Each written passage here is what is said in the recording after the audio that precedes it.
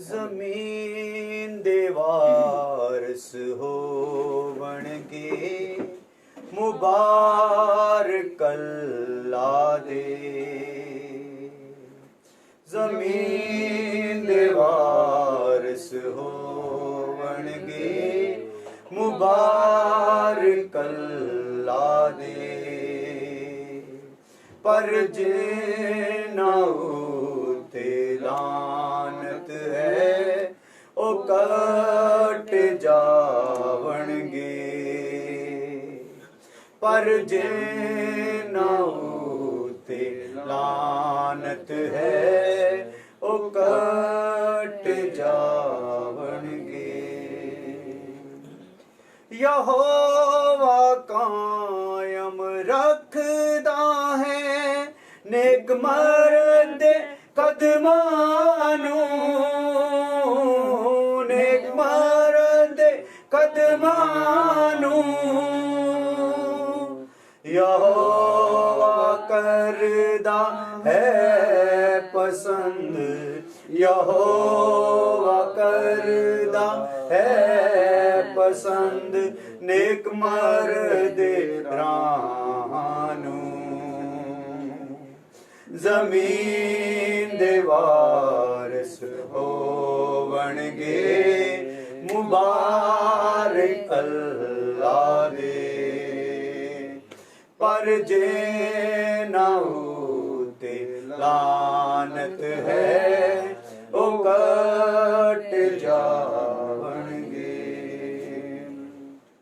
जे कदे ओ डिग पावे भी ना डिगया रहेगा। ना डिगया रहेगा ते उसदा हथ संभालदा है। ते उसदा हथ संभालदा है। खुदावंद पाक खुदा। जमीन देवारस होवणगे मुबारक अल्लाह दे। पर जिन्ना उते लानत है ओ कट जावणगे। पर जिन्ना उते लानत है ओ कट जावणगे। मैं बच्चा सां हुण बूढ़ा पर नस्ल सादक दी। पर नस्ल सादक दी ना कदी वेखी है लाचार। ना कदी वेखी है लाचार ना टुकर मंगदी वी। जमीन देवारस होवणगे मुबारक अल्लाह दे। पर जिन्ना उते लानत है ओ कट जावणगे। पर जिन्ना उते लानत है ओ कट जावणगे। Hallelujah hallelujah. खुदावन खुदा तेरा शुक्र तेरी तारीफ हो धन्यवाद हो आज के दिन के लिए समय के लिए। खुदावन आज फिर अपने चरणों में बैठाया है खुदावन कि हम तेरे वचनों को सीखें।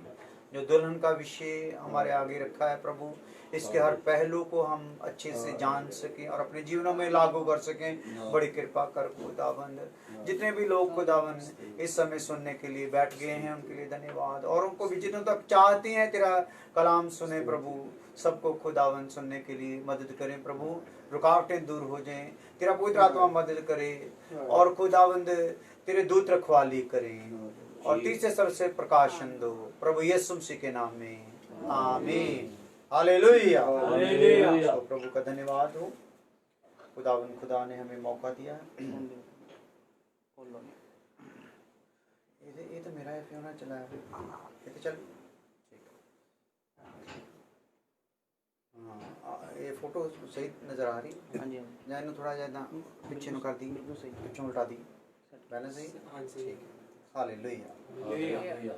सो खुदा का धन्यवाद हो कि हम खुदा उनके वचन में से देख रहे हैं मसीह की दुल्हन के विषय में, और जिसमें हमने परसों सीखा था, कल हम नहीं लाइव हो सके, तो परसों हम लोग सीख रहे थे शाम को 12वें एपिसोड में उत्पत्ति 24:1-2 में हमने देखा था कि दुल्हन की पहचान, जो दुल्हन की पहचान है वो खुदा किसको देता है।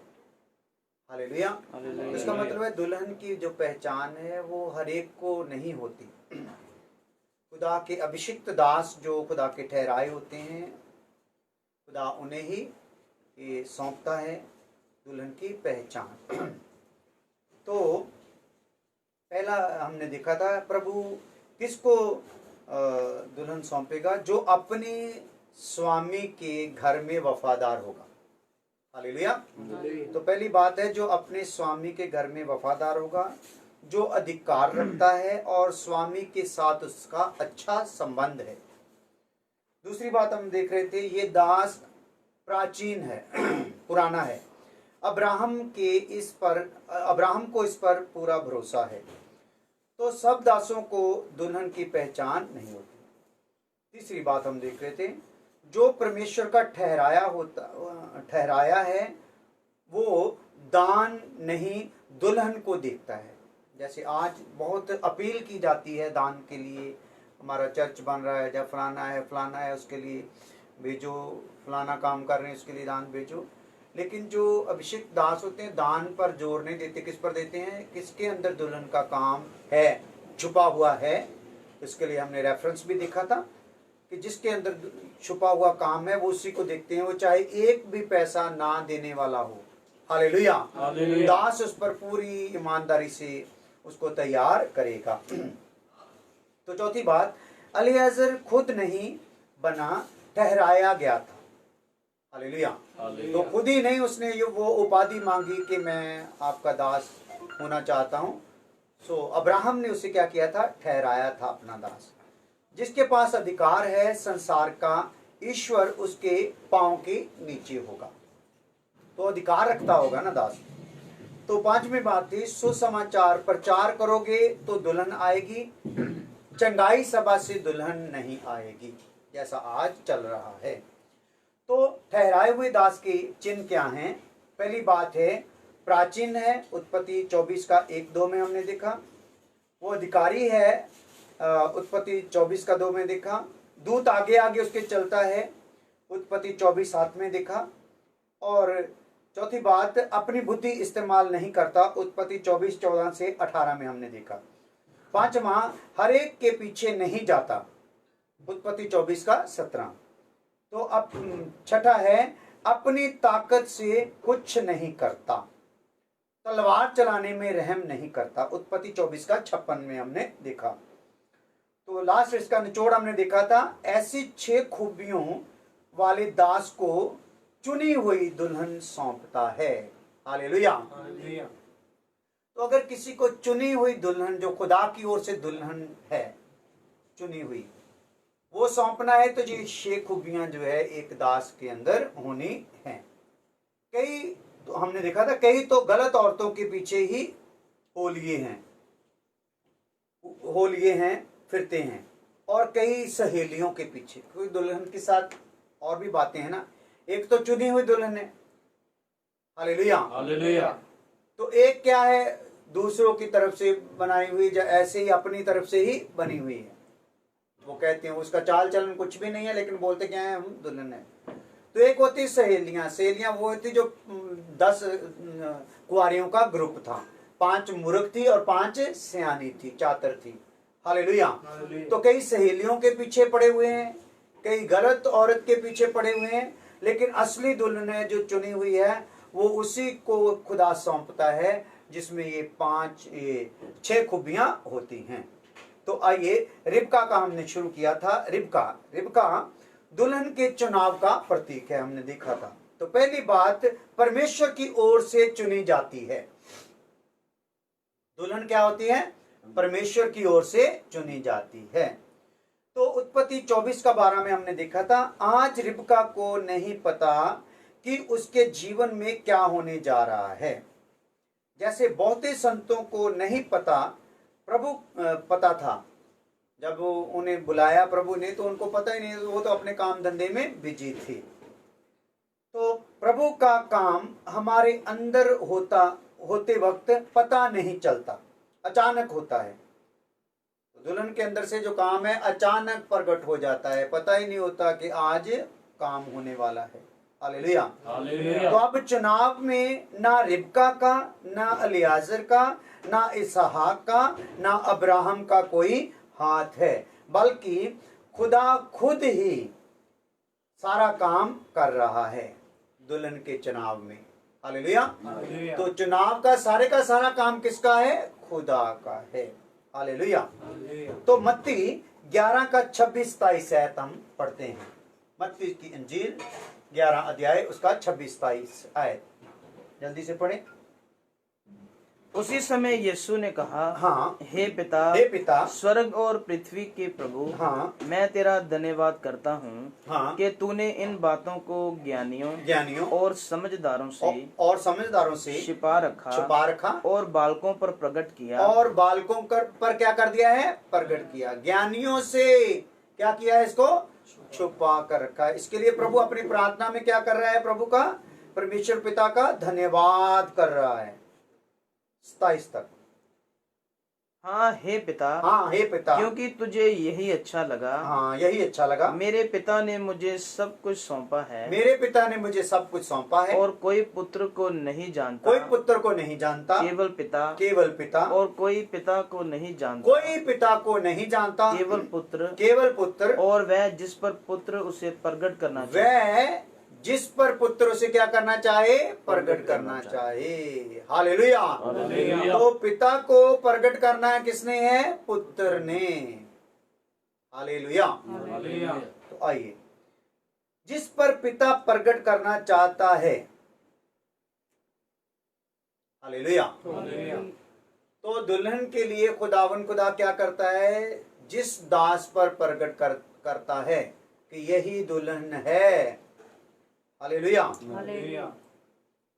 तो एक जगह पे यीशु बोलते हैं कि तुमने मुझे नहीं चुना, मैंने तुम्हें चुना है और ठहराया भी है। हालेलुया। तो कौन चुनता है? चुनाव में किसका काम है? खुदा का काम है, चुनी हुई होती है। तो यूहन्ना 1 का 12-13 आयत, यूहन्ना की इंजील 1 अध्याय उसका 12-13 आयत। परंतु जितनों ने उसे ग्रहण किया, उसने उन्हें परमेश्वर की संतान होने का अधिकार क्या दिया है? अधिकार दिया। अर्थात उन्हें जो उसके नाम पर विश्वास रखते हैं, वह ना तो लहू से, ना शरीर की इच्छा से, ना मनुष्य की इच्छा से, परंतु परमेश्वर से उत्पन्न हुए हैं। हालेलुया। ये है दुल्हन के चुनाव में बातें समझने वाली जो हैं, क्योंकि रिबका किसका प्रतीक है? दुल्हन के चुनाव का प्रतीक है। रिबका के जीवन को हमने देखना है तो हमने अपनी नजर उसके चुनाव पर रखनी, वो कैसे चुनी गई है। तो हमने भी चुने जाना है, तो रिबका की कहानी को आत्मिक तौर पर अपने ऊपर लागू होते हुए देखना है। हालेलुया। तो अपने विवेक की तरफ से भी देखना है, क्या इसमें विवेक सहमत है कि इसी प्रकार से मैं चल रहा हूं, या ऐसे मुंह से बोलता रहता मैं भी दुल्हन में, काम किसी का नहीं है, आलसी है, सुस्त है, किसी काम का नहीं, किसी काम को पूरा नहीं करता, कोई काम करने का मन नहीं है, तो ऐसा दुल्हन में हो सकता नहीं। हालेलुया। आइए, ना लहू से, देख लो, ना लहू से मतलब वंशावली से नहीं। यहां लहू से बोला गया ना, लहू क्या होता है? एक चलता है लहू से, फलाने की वंशावली। तो दुल्हन है जो जिस्मानी तौर पर एक वंशावली से नहीं, अगर मैं दुल्हन के लिए चुना गया हूं तो जरूरी नहीं है कि मेरे बेटे भी दुल्हन के लिए चुने हुए होंगे। हालेलुया। वो भी उसी प्रकार अगर कीमत देने वाले होंगे, उसी प्रकार से बोझ रखने वाले होंगे, उसी प्रकार से सेवकाई में चलने वाले होंगे तो दुल्हन में होंगे। हालेलुया। तो ना लहू से मतलब वंशावली से नहीं, ना ही मनुष्यों की ओर से। दुल्हन वंशावली से नहीं, हालेलुया, ना मनुष्यों की ओर से, ना पैदाइशी तौर पर, मगर चुनाव परमेश्वर की इच्छा से है। कोई भी दुनियावी खूबी के कारण, दुनियावी रिश्ते के कारण, दुनियावी लहू के रिश्ते के कारण ऐसे नहीं दुल्हन। हालेलुया। दुल्हन का चुनाव कौन करता है? परमेश्वर की इच्छा से होता है। तो आगे पहला पत्रस पहला अध्याय उसका 3 आयत पढ़ते हैं। हालेलुया, स्तुति हो। हमारे प्रभु यीशु मसीह के परमेश्वर और पिता का धन्यवाद हो, जिसने यीशु मसीह को मरे हुओं में से जी उठने के द्वारा अपनी बड़ी दया से हमें जीवित आशा के लिए नया जन्म दिया है। हाँ, नया जन्म दिया है। ना लहू से मतलब वंशावली से नहीं, सॉरी, परमेश्वर ही नया जन्म देता है। माफ करना, इस आयत के आगे हम लिख सकते हैं पहला पत्रस पहला अध्याय उसका 3 आयत में कि परमेश्वर ही नया जन्म देता है। तो इसमें एक व्यक्ति का खुद का कोई काम नहीं होता, वो तो अपने काम में लगे होते हैं। हालेलुया। तो बात इसमें समझने वाली क्या है कि परमेश्वर ही नया जन्म क्या करता है? देता है। तो चुनाव में कौन आएगी? जिसका क्या हुआ है? नया जन्म हुआ है। हालेलुया।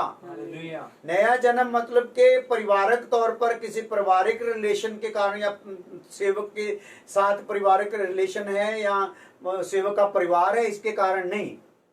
नया जन्म का मतलब है हरेक के अंदर परमेश्वर ने क्या करना है? काम करना है। हालेलुया।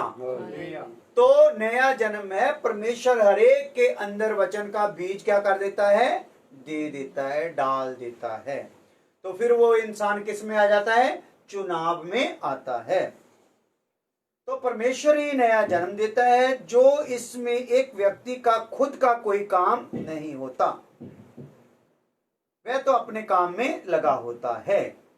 उत्पत्ति 24 का 14 से 18 आयत।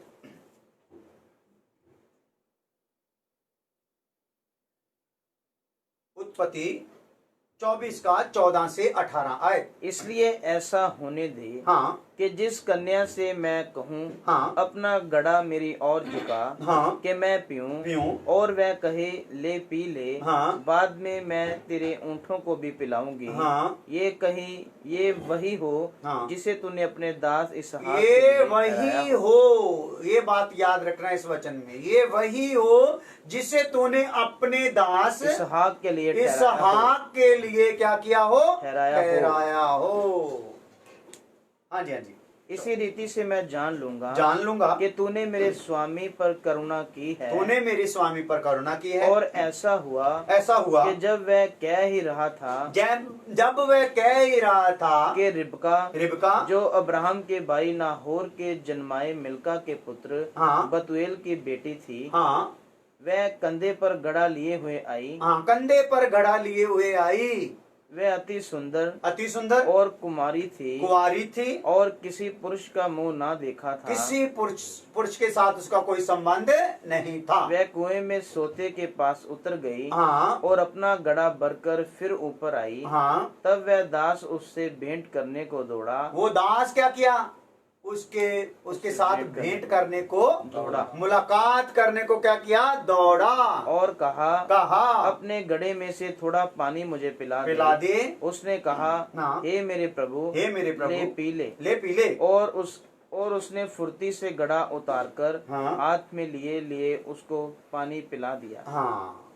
हालेलुया। हालेलुया। तो यहाँ पे आप लिख सकते हो, फिर ध्यान करते हैं। दास उसकी ओर भागा जिसके अंदर काम हुआ था। हालेलुया। तो जिसके अंदर काम हो जाता है वो ही क्या करता है, वो ही दास की सुनता है, और दास के लिए कुछ करने का उसका मन अपने आप ही हो जाता है। हालेलुया। वो दास के अंदर की बात को भी क्या कर लेता है, समझ लेता है। दास बोल नहीं रहा कि मेरे ऊंटों को भी पानी पिला, लेकिन दास ने वो बात कहाँ रखी है, अपने मन में। तो बोल कौन रही है, रिबका। हालेलुया। तो ऐसे विश्वासी होते हैं जो दुल्हन की कैटेगरी में आते हैं, जो दास एक काम बोलता है तो आगे 10 काम उसके मन में छुपे हुए हैं, वो भी प्रकट करना चाहता नहीं है और छोड़ देता है। अगर ये खुदा की ओर से विश्वासी है तो जरूर ये काम करेगा, अगर खुदा की ओर से नहीं है तो ये काम करेगा नहीं। हालेलुया। तो आइए, दास उसकी ओर भागा जिसके अंदर काम हुआ था। तो जिसमें काम होता है उसका उसके काम बदल जाते हैं या जीवन बदल जाता है। हालेलुया। जिसके अंदर काम होता है उसके काम क्या हो जाते भाई, बदल जाते हैं, या जीवन, इसको दूसरे शब्दों में क्या बोलते हैं, जीवन बदल जाता है जिसके अंदर काम होता है। हालेलुया। आज दास लोग जब एक बात किसी को बोलते हो, वो बात करने के लिए वो उथल पुथल हो जाता है, टेंशन में चले जाते हैं। ये क्यों बोल दिया, ये कैसे बोल दिया, मैं तो करना नहीं चाहता था, ये क्या हो गया। तो ऐसे लोग अपने आप में निशानी देते हैं एक अभिषिक्त दास को कि ये दुल्हन का प्रोग्राम इनमें नहीं है। हालेलुया। तो यहाँ पे लिखा हुआ है एक बात कि वो लड़की क्या थी, खूबसूरत। हालेलुया। तो ये तस्वीर आप लोगों को दिखाई दे रही होगी। मेरा ऑन ने करके दिया मेरे को, अच्छा। तो ये तस्वीर आप देख रहे होंगे, ये एक कलाकार ने वचन को ध्यान में रखते हुए इस तस्वीर को बनाया है। हालेलुया। तो ये तस्वीर में आप देख सकते हो कि वो लड़की जो है, जो रिबका है, वो कंधे पर क्या रखा हुआ है, उसने घड़ा रखा हुआ है और खूबसूरत है। हालेलुया। तो खूबसूरती भी होनी है और मेहनत का मन भी होना है। हालेलुया। ये नहीं के साथ वालियों को बोला भाई आधा आधा सफर में 2-4 बारी से मेरा घड़ा भी उठा के लेती है, मैं पीछे पीछे आती हूँ। अपना घड़ा अपनी जिम्मेदारी से कंधे पर रखकर क्या कर रही है, वो आ रही है। हालेलुया। हालेलुया। तो यहाँ आज हम सिर्फ इसी बात को देखेंगे, इसी बात पर ध्यान देंगे, एक एक करके आगे बढ़ेंगे ताकि आपकी दिलचस्पी भी बनी रहे और आपको समझ भी आ जाए। तो आज हम देख रहे हैं कि रिबका को आज नहीं पता उसके जीवन में क्या होने वाला है। तो दूसरा हमने देखा इसमें कि जिस पर पिता प्रकट करना चाहता है उसी को वो वेद खोल के देता है। हालेलुया। हर एक पर वो प्रकट करता नहीं है। तो तीसरी बात है, ना लहू से, वंशावली से नहीं, रिश्ते नातों से नहीं, खुदा के वचन के बीज से पैदा हुई चुनाव में आएगी। तो यहाँ मेन हमारा विषय, पहला स्टेप है रिबका का, वो है परमेश्वर की ओर से चुनी जाती है। तो चुनाव है उसका। तो पहले उसका क्या होता है, चुनाव होता है दुल्हन का, जो हम रिबका के जीवन में देख रहे हैं। किस प्रकार से उसका चुनाव हुआ है, किस प्रकार उसके अंदर काम हुआ था। तो उसने जब पानी भरने को दास ने बोला है तो उसने खुद बोल दिया कि मैं तुझे भी पिलाऊंगी और तेरे ऊंटों को भी पिलाऊंगी। हालेलुया। तो ये वचन का इतने हिस्से को अगर हम अपने पर लागू करें तो अपने आप को चेक करें, क्या ऐसा हमारे साथ है? क्या खुदा का काम करने के लिए हमारा मन है? खुदा के दास ने जो बात बोली है, क्या उसको पानी पिलाने का मन है? क्या उसके ऊंटों को पानी पिलाने का मन है? हालेलुया। तो अगर आपके अंदर खुदा का काम हुआ है तो ये सब कुछ होगा, अगर काम नहीं हुआ तो होगा नहीं। हालेलुया। तो दूसरा है, पहला है हमने देखा, ये 5 आयतें जो हमने देखी, इस बात के लिए देखी कि दुल्हन का चुनाव में ये बात आती है कि दुल्हन चुनी हुई होती है। तो आगे रिबका के जीवन में चुनाव के किस प्रकार से चल रहा है, चुनाव के दरमियान क्या हो रहा है, वो दूसरी बात है, मन बदल जाता है। हालेलुया। दूसरी बात मोटा करके लिख लो, मन बदल जाता है। हालेलुया। उसमें टोटल जो है रिबका के जीवन से हम जो देखते हैं, 5 बातें रिबका के जीवन से हम देखते हैं। पहले तो परमेश्वर की ओर से चुनी होती है, दूसरा मन बदल जाता है, तीसरा वो मेहनती होती है, चौथा और किसी पर निर्भर नहीं होती, पांचवा निस्वार्थ होती है। तो ये आपने सिर्फ अब आज हमने एक ही बात पर ध्यान दिया है, वो क्या है, परमेश्वर की ओर से चुनी होती है। हालेलुया। तो मन बदल जाता है, इस बात को हम खुदा चाहेगा तो कल इसको ध्यान से देखेंगे, एक एक बात करके जितना समझ आ जाए हम आगे चलते जाएंगे। तो अपनी आंखें बंद करते हैं। प्रभु धन्यवाद करते हैं आज के दिन के लिए, समय के लिए। खुदावन बैठकर जब तेरे वचन पर मनन हुआ है, तेरे वचन के द्वारा खुदावन बहुत लोगों को आशीष मिल जाए। जितने भी लोग खुदावन बैठकर सीखा है, सबके जीवन में ये बातें पाई जाएं, ऐसी कृपा करो। खासकर उन प्रार्थना योद्धाओं के लिए प्रार्थना करते हैं जो युद्ध कर रहे हैं, सुबह 9 बजे से लेकर रात को 9 बजे तक, अमेरिका से, कनाडा से, इंग्लैंड से, दुबई से, फिलिपाइन से और खुदावन पेरिस से और इंडिया के अलग अलग जगह से जो योद्धे लिए हैं, युद्ध कर रहे हैं, प्रार्थना कर रहे हैं, जो कलीसिया के शुद्धिकरण के लिए प्रार्थना कर रहे हैं, प्रभु उनका भी शुद्धिकरण हो जाए। बड़ी कृपा कर, आज के वचन के द्वारा हर एक को आशीष मिल जाए, प्रभु यीशु मसीह के नाम में, आमीन। हालेलुया।